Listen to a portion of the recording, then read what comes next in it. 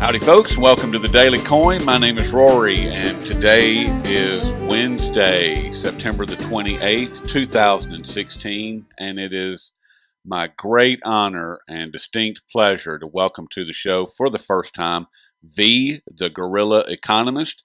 And V has worked with some of the top commodity trading firms and investment banks in the world. He has also contributed to a variety of private think tanks, which we're going to get into here in just a minute, and which help create investment policies. And that's something that's at the top of my list, V. And his track record is uncanny and well documented on his appearances with Steve Quayle and Doug Hagman. You can find all his great work along with his great team of analysts at roguemoney.net. V, welcome to the show. Hey, Rory, it's great to be on. I'm excited. So many things going on. I can't even keep track of it all, man. It's one thing exploding, then another thing blowing up, and another thing, falling apart, and somebody else is fainting, and someone else is having a heart attack. I mean, who can keep track of it all? Nobody. So John Cryan from Deutsche Bank last night was crying to the German government for a bailout, and today Janet Yellen is yelling that everything is fine and dandy. So I think. When the dust settles, Cryan and Yellen should join together and start their own firm. They should. That would be good. And from my perspective, V, I don't think that Deutsche Bank is going to be allowed to fail. Their derivatives book would blow the system apart. Correct. And what can the ECB, the Fed, the Bank of England, possibly the Bank of Japan do in order? What can these guys do to avoid a complete meltdown? Because it seems like their options are kind of limited at this point. Or can they just print up all the digits needed to make the bleeding stop? Yeah. You know what? It's a very interesting question. There's a couple of theories that are being floated out right now, a couple of things that are being war gamed as we speak. One of which is having Germany, the government of Germany, to hold about 25% of Deutsche Bank's ownership. Hold 25% of the bank. But do they really want to do that? And nobody wants to touch Deutsche Bank because it's so damn radioactive. Deutsche Bank it's basically, this is the scenario. If I were to paint a scenario about what the heck is going on, picture everybody's in a room, and then somebody opens a door, takes a grenade, pulls the pin, rolls it on the floor, and then everybody's standing around in a circle trying to decide who's going to be the one that's going to jump on top of the grenade and save the rest of us. That grenade is Deutsche Bank. So that's the hesitancy that you see with the German government, with the ECB, with the Bank of England, with the BOJ. Nobody wants the Bank of England and the BOJ don't even want to touch it. Right. You're looking at even Wall Street is having jitters about Deutsche Bank. Nobody wants to touch it, but something has to be done with it. So I think this is an interesting scenario.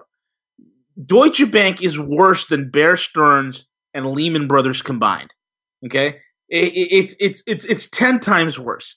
Deutsche Bank says, our derivatives, we paid it down to 52 trillion, from down from 70 some odd trillion, and that's still not any sort of welcome. That's no reprieve right there. No, because what they've really done is they've offloaded their derivatives. They converted them into what's called cocoa bonds, which are basically turning a dead asset into an equity and trying to sell it out, into the marketplace. Okay, but the problem is those things have expiration dates, and those chickens are coming home to roost.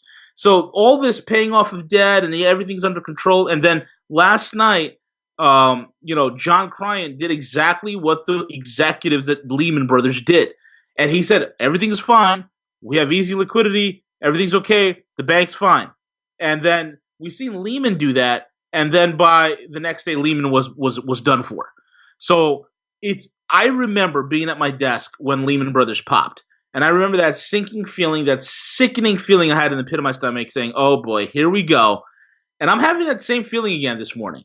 So it's a very, very not only scary situation for the global economy to begin with, I mean, we're on the precipice of something huge, man. I mean, everything is happening at once. You got that Deutsche Bank situation. You have, the Congress just passed. I mean, the Senate just passed the JASTA bill. Okay, which Yes. is huge. That Huge. means goodbye petrodollar, because Yep. the American dream was built on Saudi pipelines. That's the reality of it. So goodbye petrodollar. At the same time, we have, you know, this whole presidential race. You have China coming out with the SDR. I mean, we have a litany of things that we need to discuss, man. Yes. And Jasta hadn't even, it wasn't even on my radar for this conversation, but that just, the Senate minus Harry Reid Harry voted it Reid. down. I mean, and that tells you everything you need to know about Harry Reid and about how the love that he has for his constituency. Right. Oh yeah. The heck with you guys. I'm doing what I want to do. And uh, but as far as the implications on the petrodollar, I would imagine that whole scene's about to change. yeah. I would imagine that Saudi Arabia, who has been recently talking to Russia and China about oil sales, I would imagine that they can just look at it and go, well, good luck. Oh, absolutely, absolutely. Because this is why one of the things that people don't realize is, King Salman is he's on his deathbed as well. King Salman, who's taken over for King Faisal.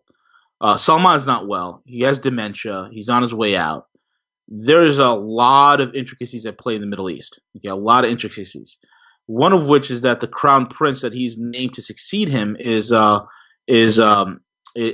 Mohammed bin Salam, or also known as MBS. Okay, Prince Salman, Mohammed bin Salman, MBS, is interesting, and the reason why it's interesting is that the guy's young. He's in his 30s. Okay, he is very pragmatic.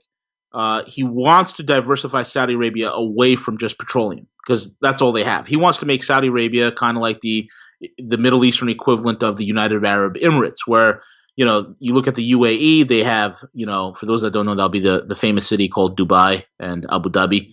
But the UAE has everything from oil, from tech, from marketing, from banking. They got a lot of things going on over there in the Yes, they UAE. do.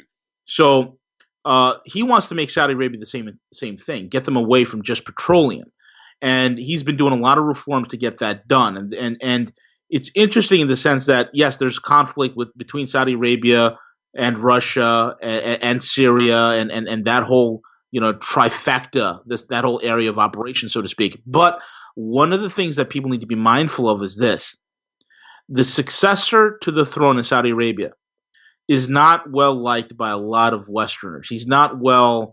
What's the word I'm looking for? Even in his own house, there are those who feel that he's not qualified to do the job. And on top of that, the only reason why King Salman picked MBS as his successor versus his two other older, much more experienced brothers is simply this: King MBS, Mohammed bin Salam, he is the son. Okay, he is the son of King Salman's favorite wife. His favorite wife happens to be Syrian. Oh, So MBS is half Saudi, half Syrian. This is going to play very interesting into the theater of operations. Now, ever since MBS has taken an active role in the government in Saudi Arabia, what has he been doing? Well, he's seen what's going to happen with the U.S. The U.S. He knew. Look, Saudi Arabia, and I've talked to some very high level Saudi, connected individuals. When I say high level, I mean literally like blood. Uh, what I've been told is this: they knew the U.S. threw Saudi Arabia under the bus when they did not allow Saudi Arabia to deal with the situation that was going on and erupting in Bahrain with the Arab Spring over there. They knew what was happening when the U.S. is not showing that much level of support with the Saudi offensive in Yemen. The only reason why they want Yemen is because Yemen is a major deep water port. They need that in order to make their Saudi quote unquote equivalent to the UAE. They need that deep water port. Okay. They know that the U.S. has been throwing them under the bus, especially when the things started coming out about the 18 pages of the missing 9/11 report, right. the 9/11 omission report. They knew it was coming.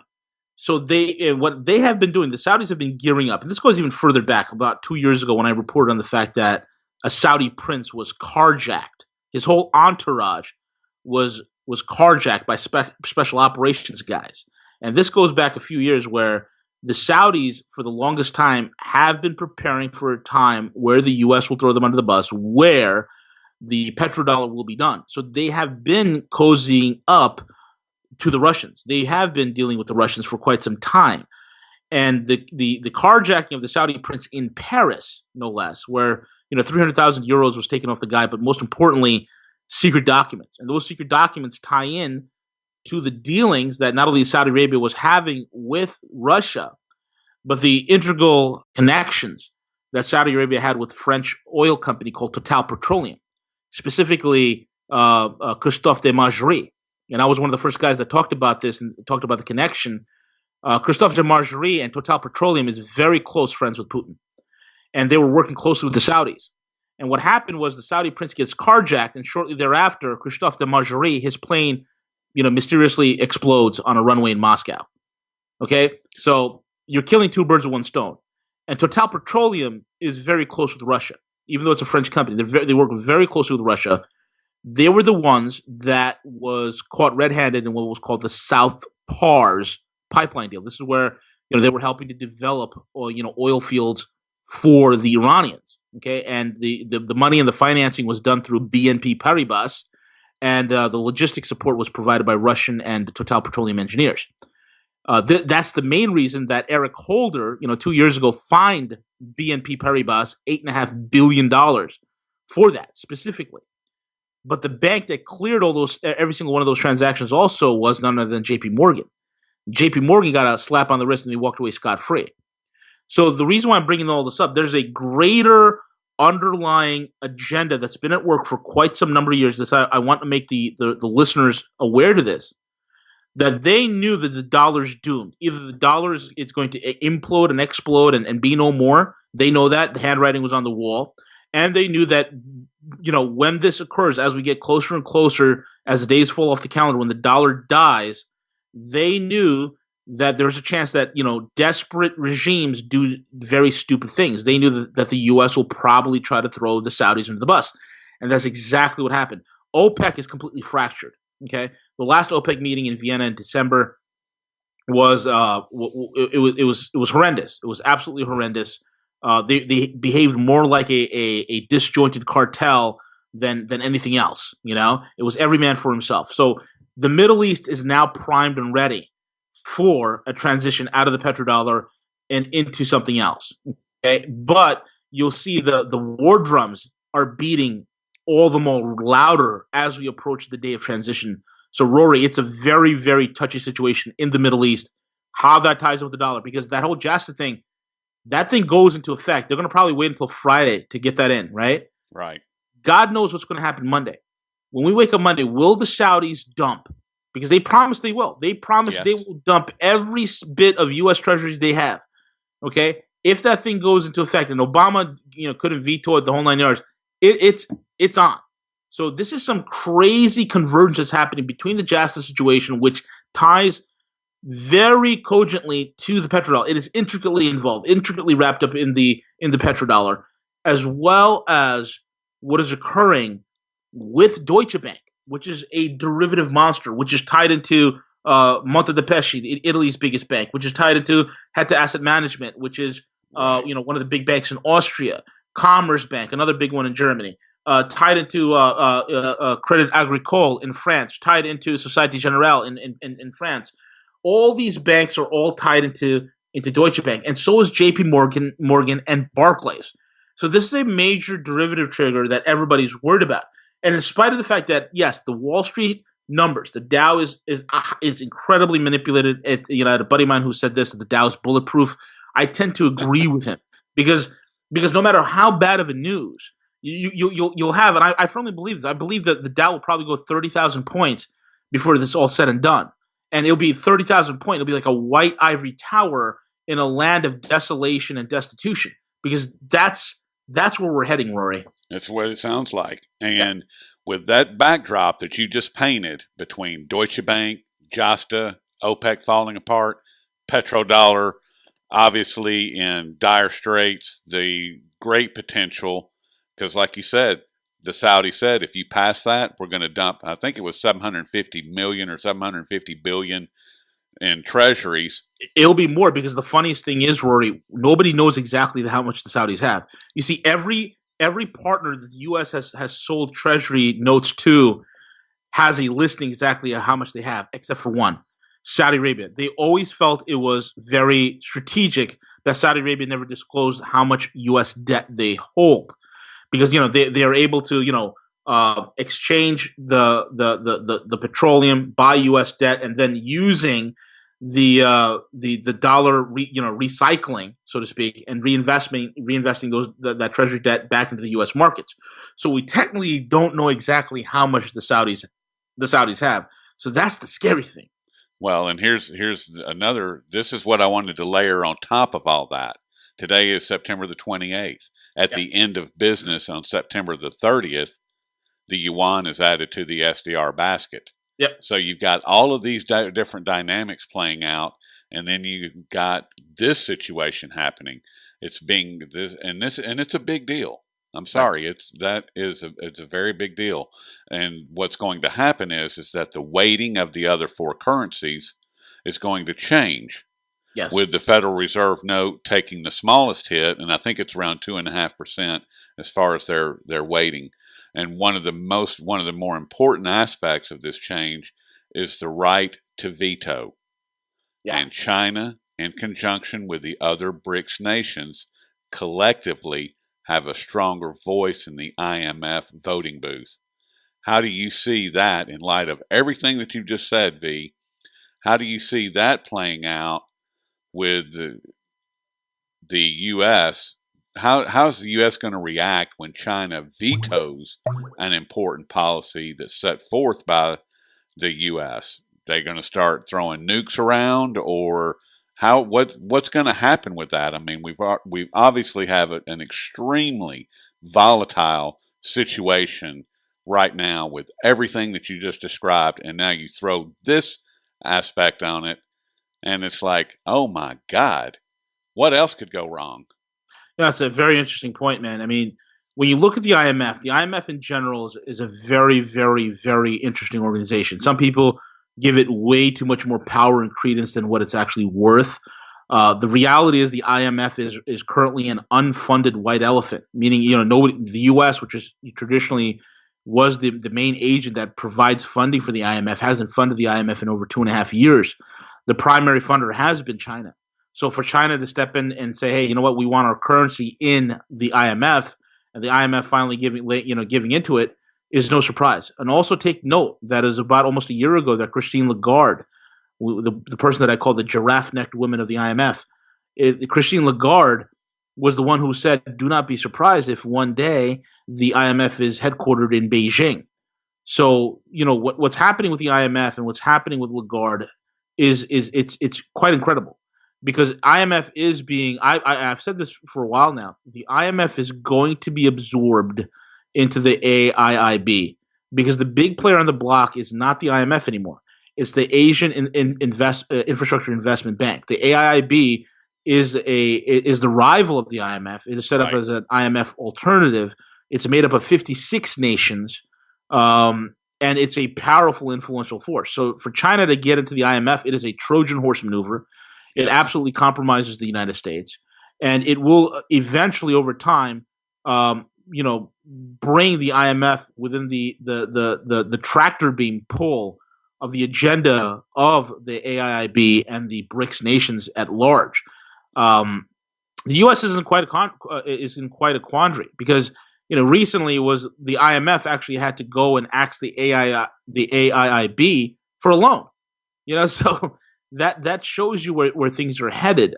It is definitely a Trojan horse maneuver, because what they're doing is this. If you look at not only the IMF, you look at also all the central banks, and also the 24 of the largest economies on the planet. China has set up currency swaps with all of them. And a lot of people have said, China, SDR, and IMF, that the SDR is going to be the new world reserve currency. It's not heading that way. Nobody wants world reserve currency status. China, least of all. Right. They don't want that. They want, what they're heading for is currency swaps. What they want is is a gold trade settlement note to settle in gold credits, some sort of a new type of gold standard that's being brought out. That's what they want. And the biggest move to the SDR, I'm sorry, the biggest move from China into the IMF is not a currency move, and nobody's talked about this. You're going to hear it here first, folks. It's a gold control move. Now, people say, "Well, what do you mean by that?" Well, it's like this. I work in the gold industry. I work for one of I work with, and I'm a partner of one of the. I'm not an actual partner, but an affiliate partner. I work very closely with one of the largest gold precious metal procurement companies on the planet. And we work at the LBMA level. We deal with sovereigns, institutional investors. So a lot of heavy hitting clients that we deal with. My partner, him by himself, he sold 115 tons of silver last month. Just to give you an idea of the demand for silver, yet the prices are so ridiculously low. That's a little inside information of those who want to buy. And same thing with gold. We move tons of it per month. I will tell you this: gold is one of the most regulated, most strictly watched commodities on the planet. And it's really not a commodity. I hate calling it a commodity. It's really money. Okay? It's money. Gold is money. It's gold is money. And the central banks have a great deal of gold. They're the biggest buyers of gold the last few years. Okay? So, but if the central bank ever wants to bring gold to market, to sell it in the open market, they can't just do that. They first have to get a permission. Guess from who? Guess from where? The IMF. Exactly. The IMF has to authorize that sale of that gold. Otherwise, too much gold getting into the market upsets and can destroy the fiat market. So they're very, very careful not to unload too much. So China getting involved in the IMF, it is a gold angle. I truly believe it. I don't have all the evidence before me, but I think a lot of it is starting to point in that direction. It is definitely more of a gold play because it works, it works very synergistically with the AIIB. It works very synergistically with the setup they have at the Shanghai Gold Exchange, Yes. And people will say, well, if China gets into the IMF, the yuan doesn't have enough liquidity, this, that, and the other. People are still viewing China with the rose-colored glasses from 15 years ago or 20 years ago. It's not the same country. This is not the place where you have sweatshops or where people are making Nike sneakers. Folks, this is a country that their middle class has lower debt and more expendable income than we do at this point. This is a country where its largest economic sector is not manufacturing, which is a surprise to most Americans. It's actually banking. Four out of the 5 largest banks in the world are Chinese. So it's a different ballgame. So right now, China is the most liquid market. And when I tell most guys that are on Wall Street or in the city of London, when they hear that for the first time, they're like, no, they couldn't believe it. And then they actually go out and do their own research and they realize, holy crap, man, you're right. It is the most liquid market in the world. So China having a foothold there. And when the dollar goes pop, this is what I believe can happen. People say, oh, there's not enough percentage of the yuan. Well, here's the thing. When the dollar goes pop, China has enough liquidity to absolutely inject it like a 22 gauge syringe right into the IMF, into that basket to help stabilize it with no problems. Well, and they also have this new way of doing that, and that's called the MSDR, which I'm sure you're very familiar with. And that is the new bond that the World Bank gave China the blessing to issue this new bond by way of the IMF. However, it's going to be issued in SDRs as the MSDR, but it's going to be redeemable in yuan or renminbi. Right. And that's once again very significant because that makes the MSDR more closely related to a currency than to a bond because it can become more liquid, just like what you were talking about. It can become more liquid in very short order. Very quickly. And it can be used at the retail level. You and I, me, Rory, can go and can purchase MSDR bonds, take them to our local bank and say, I want to build a garage out in the backyard and here's my collateral for the loan. And they'll go, great, here's your loan. Yeah. And that's a game changer. It is a huge game changer. And it's basically the setup Uh, I believe for a temporary transition, while we transition out of the dollar, we're going to need an intermediary, and that MSDR, I believe wholeheartedly, is the intermediary until we get into this full blown system that they're rolling out. I mean, the handwriting's on the wall, Rory. I mean, we could all feel it at this juncture, man. It's pretty much game over. We're just waiting for the fat lady to sing at this juncture, man. Right. I mean, in the issuance of the first round, or the first tranche of MSDRs has already sold out. Yep. And even to my surprise, I knew it was going to sell out. It sold out at 2.5 times the issuance. Yep. In other words, there was 2.5 times more request for this bond than they're actually issuing. I mean, Correct. that is, when I read that, it was just like, oh my God. And I want to stay with gold because that is a huge piece of what is happening. And you know, Rickards has been calling for $7,000 to $10,000 gold, and he's been alluding to exactly like what you were just saying, as far as a gold back note that's going to be part of the global trade. Yes. How do you see that impacting? First of all, is that possible? And second of all, what impact would that have on private citizens? I mean, how are they going to allow you and I to hold gold? Are they going to confiscate it? Are they going to tax it into oblivion? Or is it going to be outlawed like they did in the mid-30s? Yeah, that's a great question. And there's a lot of variables there that we can look at and we can attack. 15 years ago or 10 years ago or even 5 years ago, you asked me that question, Rory, I would tell you that they'd probably confiscate it, they'd probably control it, and we'd probably have to create, in any country where, getting a hold of gold is difficult. There's always a burgeoning black market. That would have been my answer. But the question, because there's been so many variables, so many monkey wrenches that have been thrown into the globalist gears, that they're pretty much knocked back on their heels. They are scurrying, and they've made a lot of mistakes. And I think it all depends on this. And this is the answer. This is what's very important for the audience to realize. It all depends on who controls the narrative. That's what it depends on. No matter who wins the election, okay, we're heading for an economic collapse. That's why it's smart of Trump to say, if there's a collapse coming, hopefully it happens before I get in. Okay, he's letting the public know that. And in Monday's debate, he said that there was, we're in a major, huge bubble, as he would say. It's tremendous bubble. Yeah. it's huge. It's tremendous. It's huge. It's tremendous bubble, Rory. I just cannot believe it's tremendous. It's huge. So there's this huge bubble that's being blown. So when this thing goes pop, if the globalists are still the shot callers, they're the ones who are able to still make the decisions on the other side of this thing, then we stand to lose.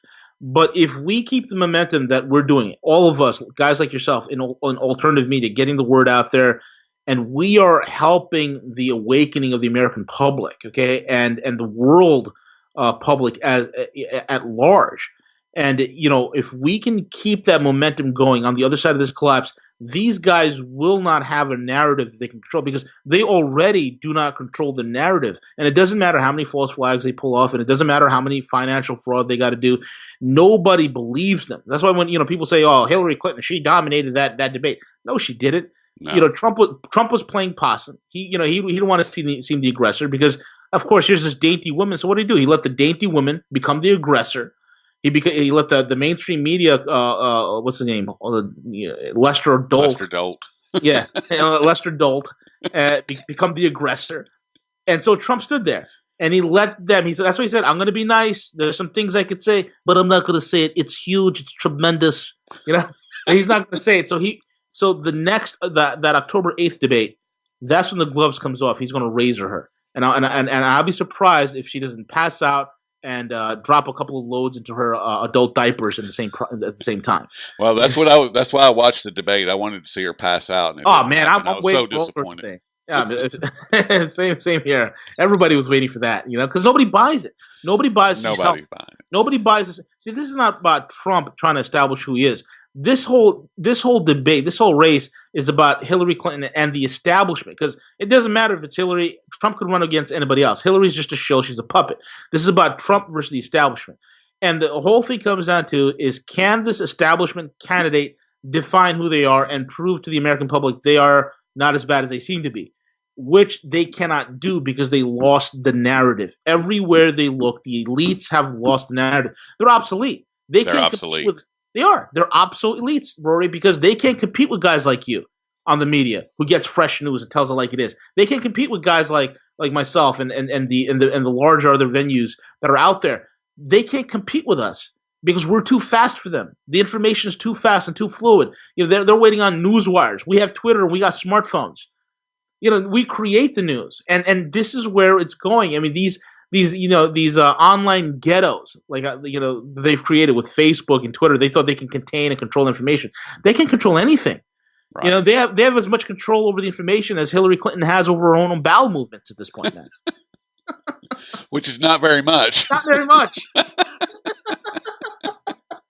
Oh, oh, I want to ask you another question, and it dovetails it kind of into what we were talking about, because Trump, during the debate, he didn't really attack the Fed, but he definitely let people know that they are on his watch list. Yep. And the Federal Reserve last December, when they did their rate raise, they vowed to raise the rates 4 different times during 2016. So far, they've raised it exactly zero.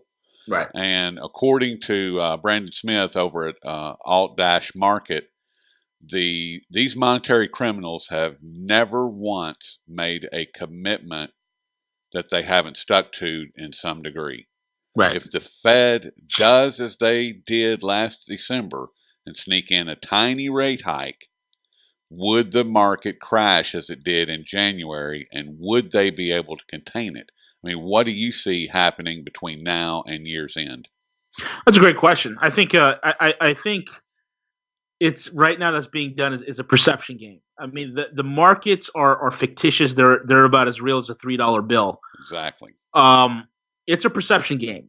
This is the perception game they're playing with investors, because at the end of the day, there's enough manipulation in the market that even if a raise of 0.25% doesn't really hurt the domestic market, okay? Because it's all fake. It's manipulated. The real economy is crumbling and falling in onto itself. The artificial make pretend fantasy economy, the fantasy casino is running at full tilt without any sort of impedance whatsoever. And we see that with every day is a high day. Like one day the Dow goes down 500 points, the next day it's up 700. So it's things of that sort. It's just chicanery and manipulation. So it's a perception game. But one of those things, the main reason that where those rate hikes do affect is U.S. bonds, is U.S. Treasuries. Mm-hmm. That trigger will set off a whole bunch of other derivatives.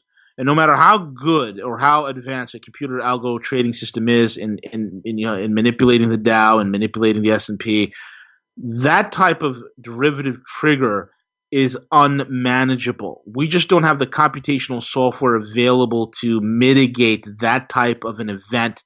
And when that does happen, it's going to set off a chain reaction, the likes of which it will be like a whole bunch of financial, Hiroshimas going off in succession like a daisy chain.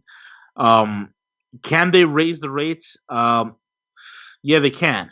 Are they going to do it? They possibly could. We don't know yet because we're at that juncture. I'm of the school of thought that there's no way they're going to raise the rates. They got to keep the charade going as much as possible. But if they actually do say, hey, you know what, we're going to raise rates, that means they've extracted as much wealth as they can possibly get from the market, and now they're ready to pack it in and hightail it out of Dodge. Yeah, I agree with that, because they know. I mean, they're the ones that designed the thing to implode, and it's by their word and their policy that it will implode. Period. Right. Period. And it just amazes me, V, that people cannot seem to wrap their brain around the fact that the Federal Reserve, everything that they say, everything that they do, is strictly for their benefit and for their member banks' benefit. It has nothing to do with the economy, has nothing to do with the United States, and it certainly doesn't have anything to do with the citizens. I mean, I can't understand why people can't seem to wrap their head around that idea, but it is what it is. And last question. I've got an article that I'm going to publish later today on inflation. Mm-hmm. And the IMF, they just, quote, sounded the alarm bell about low inflation, end quote. Inflation is theft through stealth means. We Correct. are once again experiencing massive inflation in the housing market. The bubble has got to be close to going pop. Ooh, it is. Can it be avoided? And if so, how? And if not, what happens from here? I think we're entering a period which will, when this whole thing goes belly up, Rory. I think we're going to head into a phenomenon that's called stagflation. I always hear arguments from guys who are the deflationist versus the hyperinflationist. Well, I kind of take the middle road. I'm a stagflationist, and what that means is going to be negative growth and extremely high prices. Okay, it's basically going to be a broken currency. Stagflation is a unique phenomenon. I think it only happened like one other time in history that I could think of. And what it is, it's basically the economy is contracting into itself. There's no jobs, and the price of everything is starting to rise at an alarming rate. And we're kind of seeing that right now. And if you look at a lot of the deflationists will come out, look, there's deflation. Look, deflation in the market. We're going to deflate. You got to understand one thing. The way I liken the scenario is kind of like a tsunami. Picture us, we're all like in a beach in Thailand, and me and Rory, we just got done surfing. I'm sitting down and picking lint from my belly button, and Rory's building a sandcastle. And all of a sudden, we see the tide rescinding from the beach, rescinding from the shore. And most people will see that like, oh, look, the tide is rescinding. And it'll probably happen, not that fast, maybe a little bit slowly. That's deflation. It's the liquidity leaving the marketplace. Okay, and things are, we're facing a deflation in asset prices, which we're witnessing right now. Okay, so that tide is being sucked out. That means liquidity is leaving. I mean, there is practically we're in a liquidity crisis. We're in a solvency crisis, but we're not seeing that all that energy from that tide being pulled out to shore is being stored and is being generated into a massive tidal wave. So we're here, I'm picking lint from my belly button, looking at what the gold prices are of the day, and you're frolicking in the water on a boogie board, and all of a sudden, 20 miles out from shore is a massive, 50-foot tsunami heading our way at like 300 miles an hour. That's hyperinflation. So we're in this stage where that tidal wave is literally one trigger event from happening. It's coming. So hyperinflation is a real reality of what we're going to head into. On top of that, it's going to affect and disjoint asset prices. It's going to disjoint earnings. It's going to disjoint so many things. It's the worst of both scenarios, and we can thank the Fed and the central bankers for this one. Yes, we can thank them for all of the nightmare that we're living through. Yep. I mean, this has been foisted upon us. I didn't wake up one morning and go, if I only had a devalued currency, my life would be a lot better. If I only had somebody stealing all of my wealth, then life would be great. It would be so much better. I don't remember anybody ever waking up saying that, ever. I know, never. And these scumbags think that, for the IMF to come out and say that, the alarm bell has been sounded because of low inflation. My interpretation of that is, well, we're not stealing enough from the people because inflation is nothing more than theft. Correct. And for any time that, it's a hidden tax. Yeah, it really is. It's a hidden tax is all that it is. I said that was my last question. I lied. No worries. Before we started this show, you were telling me about some connections that you have in China and Hong Kong specifically, and that you have some connections to some high-ranking people within what's happening with the IMF and the SDR and the BRICS.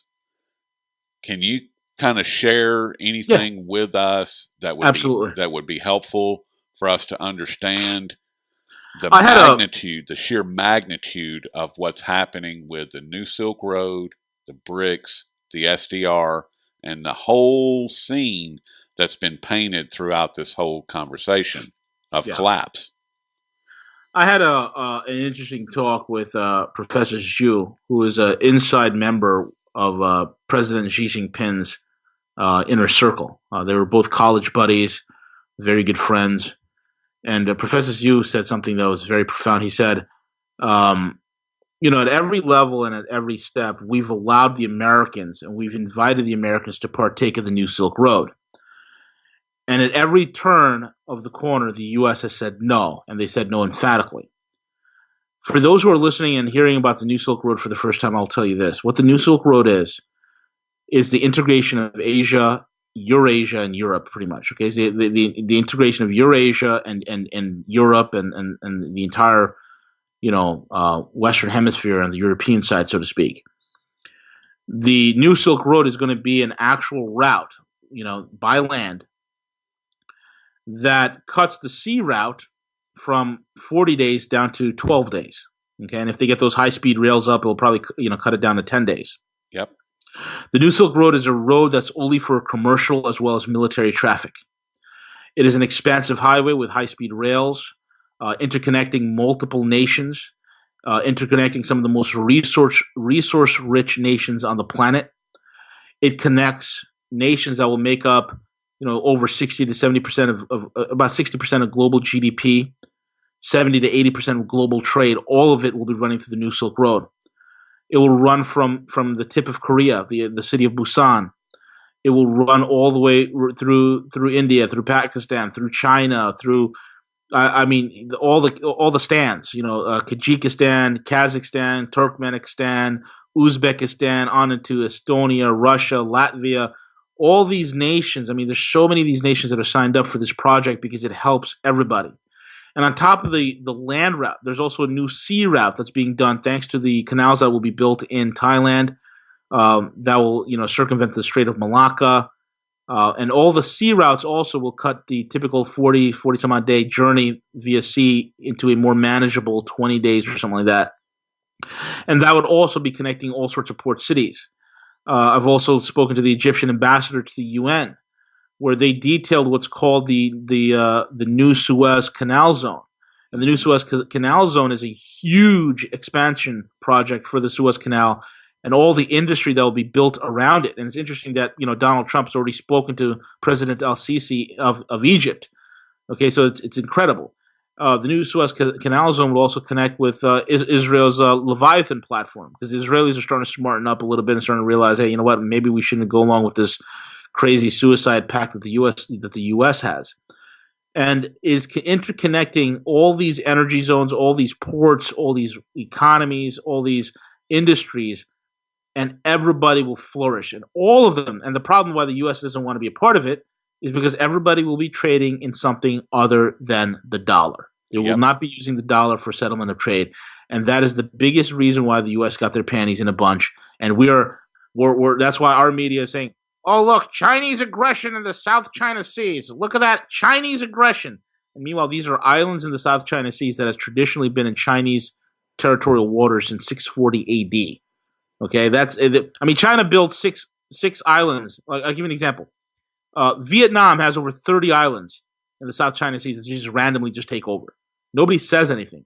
China developed 6 islands that traditionally have been there since 640 AD, and everybody has a conniption fit.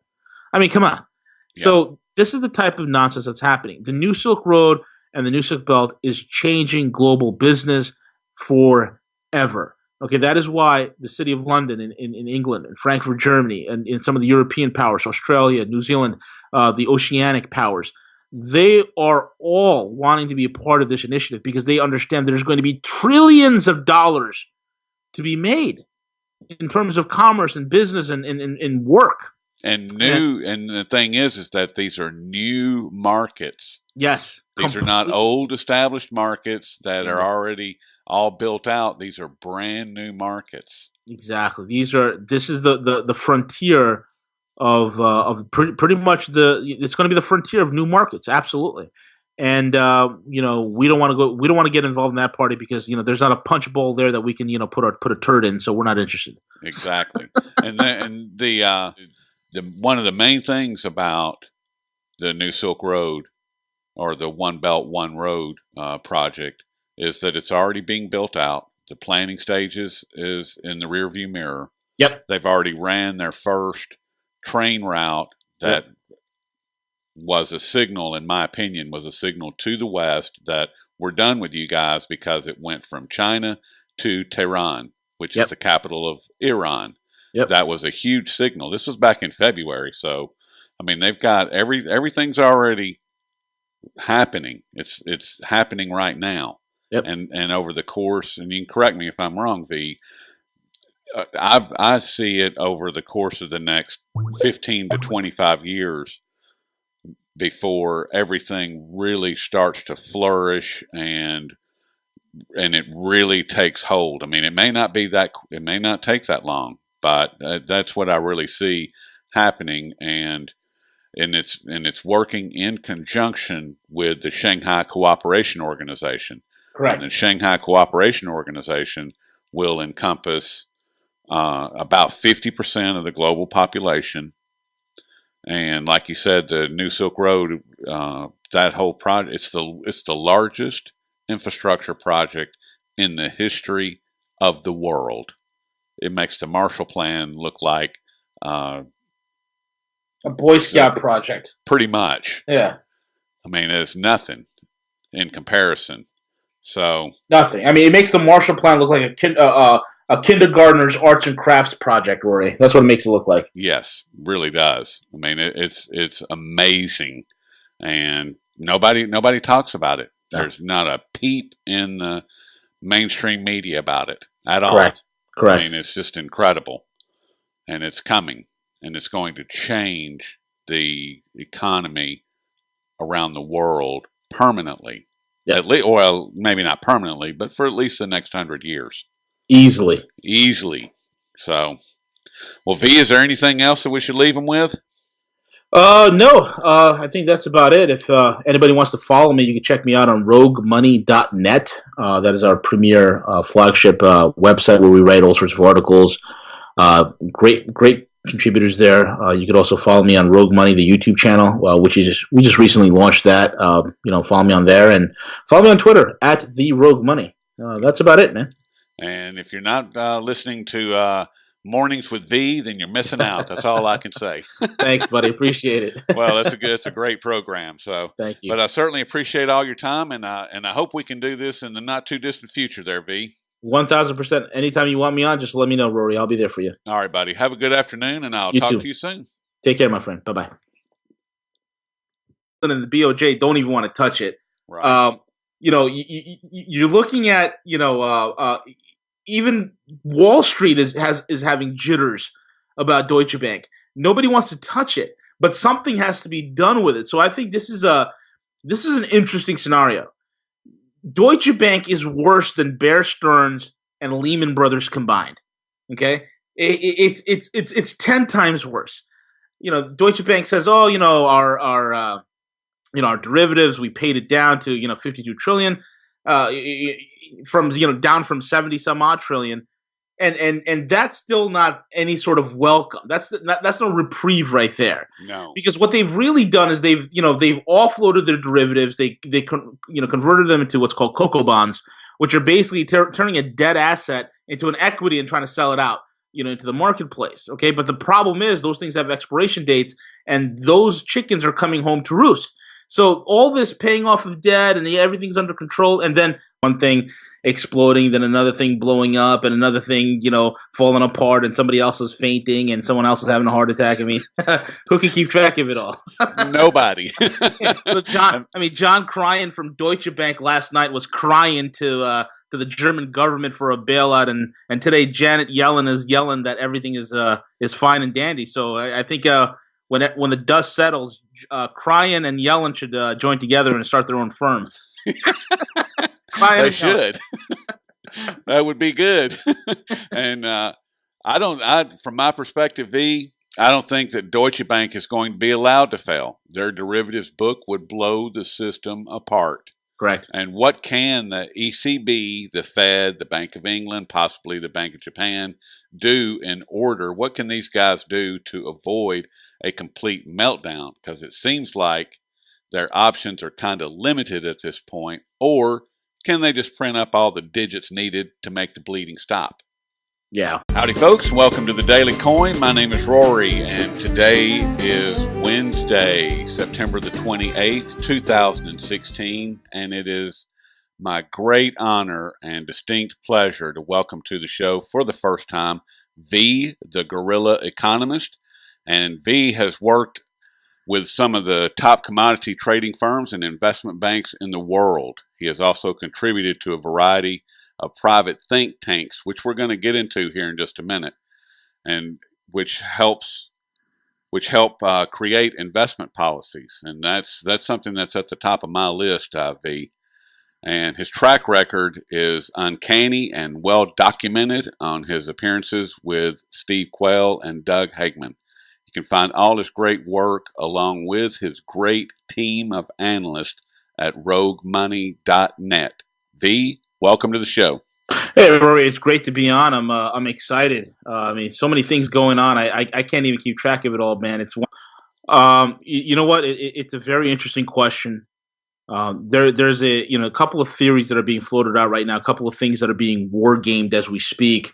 One of which is having Germany, the government of Germany, to hold about 25% of Deutsche Bank's ownership. Hold 25% of the bank. But do they really want to do that? And nobody wants to touch Deutsche Bank because it's so damn radioactive. Deutsche Bank it's basically, this is the scenario. If I were to paint a scenario about what the heck is going on, picture everybody's in a room, and then somebody opens a door, takes a grenade, pulls the pin, rolls it on the floor, and then everybody's standing around in a circle trying to decide who's going to be the one that's going to jump on top of the grenade and save the rest of us. That grenade is Deutsche Bank. So that's the hesitancy that you see with the German government, with the ECB, with the Bank of England, with the BOJ. Nobody wants the Bank of England. Last night, John Cryan did exactly what the executives at Lehman Brothers did. And he said, everything's fine. We have easy liquidity. Everything's okay. The bank's fine. And then we seen Lehman do that. And then by the next day, Lehman was done for. So I remember being at my desk when Lehman Brothers popped. And I remember that sinking feeling, that sickening feeling I had in the pit of my stomach saying, oh boy, here we go. And I'm having that same feeling again this morning. So it's a very, very not only scary situation for the global economy to begin with. I mean, we're on the precipice of something huge, man. I mean, everything is happening at once. You got that Deutsche Bank situation. You have, the Congress just passed. I mean, the Senate just passed the JASTA bill. Yes. Okay, which is huge. That means goodbye petrodollar, because the American dream was built on Saudi pipelines. That's the reality of it. So goodbye petro.